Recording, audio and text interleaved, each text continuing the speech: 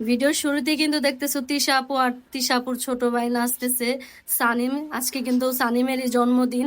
আর সানিম কিন্তু অনেক সুন্দর ইংলিশে কথা বলতে পারে। ওর সাথে ইংলিশে কথা বললে মানে মনে হয় কি যে ও ইংলিশে কোর্স করছে, এরকম মনে হয়।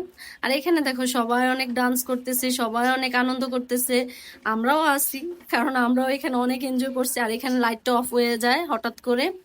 আর এই তো দেখো আমাদের মৌসুমী আপুই কিন্তু আমাদেরকে নাচ শিখাইতেছিল, কারণ সবাই জানো যে মৌসুমী আর হচ্ছে রাজা, তারা ডান্সের জন্য একদম পারফেক্ট একজন মানুষ, তারা নাচানাচি খুব ভালো জানে।